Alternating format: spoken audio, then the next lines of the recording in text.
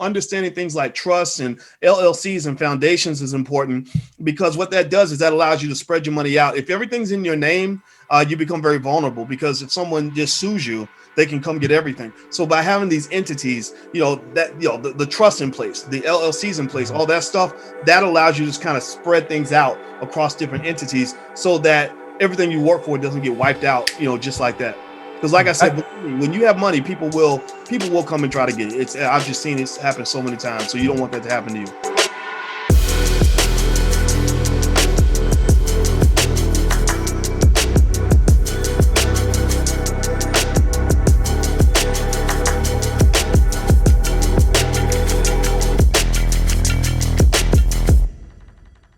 You're about to listen to the best of TSP. This is a collection of content from workshops and conferences that we've done over the years, because we want to help you grow and expand your business. So do me a favor, lean in, pay attention, and listen now.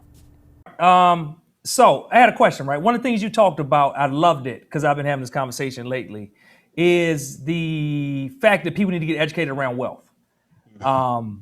Because what I learned, right, I've been focusing so much on building a business and learning about building businesses and helping other people build businesses, that then when you build a successful business and you start making money, you got to figure out what in the world you're going to do with the money. So can you just talk about that a second? Like what should people be doing? You educating this stuff. So I'm just like a roundaway dude that fumbled my way into it. But I hadn't really thought about it until I'm like, oh snap, like I'm here, now what? And now I find myself taking courses and classes and talking to people like you and just trying to get everything I can around what do I do to not just generate money, right? Because that's been the whole business thing, but to accelerate the generation of money, right? To invest the money that I get, to protect it and then transfer it. Yeah, that's a great question, man. What I would say is I would start the big picture to start from is those three pillars that we talked about. People tend to make their money and protect their money with stocks and bonds, and you can throw crypto in there too, a little bit of that if that's something that you're into. Not too much though, because crypto is very risky. Real estate and ownership of business, right?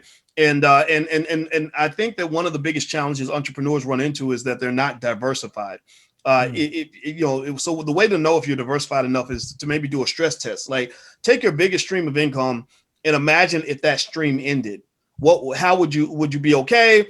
Do you have backup resources? Do you have other streams you can lean on, or would you just be kind of fried? If the answer is fried, then that's okay. Don't feel bad, because a lot of people are in that position. But you want to diversify. That means, and all diversification, it means you know what it means your whole life. It means not putting all your eggs in one basket. So one thing that you want to think about, two words that come to mind when it comes to protecting and positioning your assets is diversification and protection. Diversification means that if I'm doing well in stocks, then if I start doing really well, which this year was a great year for stock market investors. I mean, there was so much money being made. Then I want to move some of that money over into some of the other areas. Real estate is nice because real estate is real.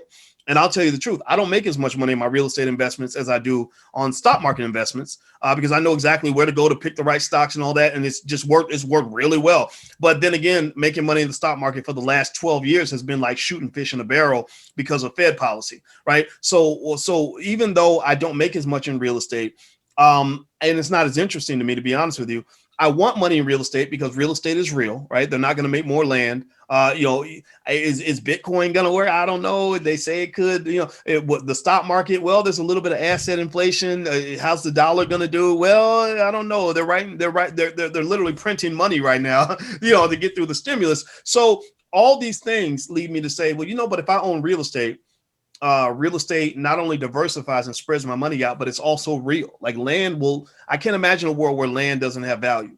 So becoming a landowner and shifting some of those assets over is a protective strategy to ensure that I got something going on over here in case the whole world falls apart over there. And then also with the entrepreneurship piece, I have found that I don't want to be involved in every type of business that I'm an owner in. There are some businesses that are really great to be in, but I don't want to do the day-to-day in that business. The things I do the day-to-day in are things I'm very passionate about. Like I love the Black Business School. I'm really passionate about it. I'm really good at it. And this is the one I want to be involved in. But I'm also invested, in some hair care businesses, and I don't know anything about hair. I don't even have hair, So it's one of those things where I say, you know what, I see the potential because I know that people spend money on hair, but you love hair, I don't. But guess what? I'll be the bank. I'll be, I'll help funnel the resources to strengthen the business so that we can all do well together. The next piece on protection is sit down with your lawyer and get you an estate planning attorney, and really sit down and really talk through your estate. Talk, because here's the thing: a lot of money gets lost for simple reasons like somebody dies and their spouse doesn't even have the account numbers to get into their account. Mm-hmm. So a good question to ask yourself is, if I have people, children, spouse, family, if I was gone tomorrow, like literally we died at the end of this webinar, God forbid, like, would they be able to get what they need, or would that money get lost? There's no database out there that your lawyer can just search through to find the money. Well, my mama had this business. She's making a lot of money, and I know the money's out there. Can you go find it? Some of it they might find, some of it they won't be able to find. So what you might want to do is have like a folder or a bag. Like I have a black bag where I told Alicia, I said, okay, if anything happens to me, go in this bag, and this bag has about at least 90% of everything you need to know about my financial life so that you can pay the mortgage next month. You follow me? So that protection is important. Also, understanding things like trusts and LLCs and foundations is important, because what that does is that allows you to spread your money out. If everything's in your name, you become very vulnerable, because if someone just sues you, they can come get everything. So by having these entities, the trust in place, the LLCs in place, all that stuff, that allows you to just kind of spread things out across different entities so that everything you work for doesn't get wiped out, just like that. Because like I said, believe me, when you have money, people will come and try to get it. I've just seen it happen so many times. So you don't want that to happen to you. Yeah, I love that. That's something I've been thinking about and actually implementing myself a lot over the last few years, because I just sat in too many rooms where I'd heard entrepreneurs talk about building these 100 million, $200 million businesses, and then all of a sudden the market shifted or things changed, right? And they lost it all, and they got this rags to riches to rags story.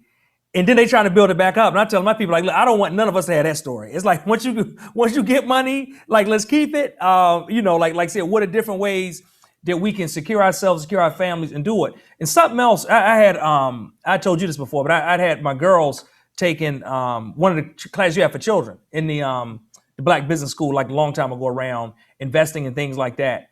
And I loved how you talk about the fact that there are ways to invest even if you're not an entrepreneur. Like, even if you're not an entrepreneur, you can still be a part of a business. You can still invest in the business. Like, and you kind of spoke to it a minute ago, right? How you can be investing in things where you're not the one out in front and doing it and spending all your time with it. But if you got new business owners here, they don't have to wait until they have a 7-figure business to be a part of one. Like, they can find people or pool resources together. Can you talk to that just a little bit more so people know about more opportunities and maybe just broaden their mindset around that? Yeah. To that first point, no, you don't have to be an entrepreneur to participate in entrepreneurship. It's like think of it like a basketball team where you've got different positions. Everybody doesn't have to be the center. Everybody doesn't have to be the point guard. Some people can contribute and not even go on the court. And so effectively, when you think about all the things that a business needs in order to operate, you can start with that 3C model of what it takes to build an economy, or the model of what it takes to make money: the market for capital, contractors, and customers. So there's multiple ways you can contribute to the strength of that business. You could say, look, I work every day. I like my job. I don't want to quit my job, but I can be the bank, right? I got some savings over here that I want to put to work. I've got income, cash flow coming through that I can consistently invest in the business. So I'll become the bank of the business, right? That's an important role. Or you can contribute capital without any money. You could say, well, I don't have any money. I don't have any free time, right? But I do have some expertise. So, given that I understand this industry, or I know people who might buy from this company or whatever, I have a great network of people that can help the business, then that might be your contribution, right? Never think that you don't have capital just because you don't have money. Most of you in here were born millionaires, and you have millions of dollars in capital, even if you have no money in your pocket. Right? But money is probably the least valuable form of capital that you actually own. Black people, for example, as a community, because we get so many degrees, like especially black women are the most educated group of people in America. They're also the fastest growing group of entrepreneurs, which is extraordinary to watch. And there's trillions of dollars in capital there. From the knowledge and expertise, all the professionalism that you picked up from whether you were working on a job or not, right? To the networking, right? If you are part of these circles and groups and sororities and everything else like that, there's power there, right? Because in those networks, that's where you find your capital. You can find your investors, you can find your contractors, you can find your customers, right? So you've got wealth swirling all around you.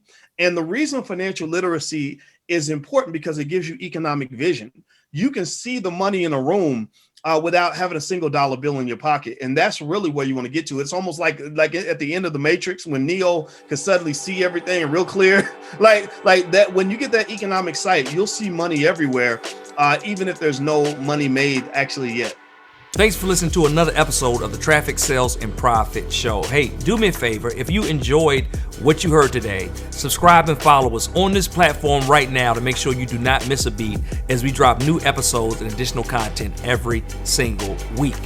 Also, if you'd like to get access to a free paperback copy of my book, access to the TSP Traffic, Sales, and Profit free Facebook group, our challenges, resources, our events, and more, make sure you visit us at www.trafficsalesandprofit.com/podcast.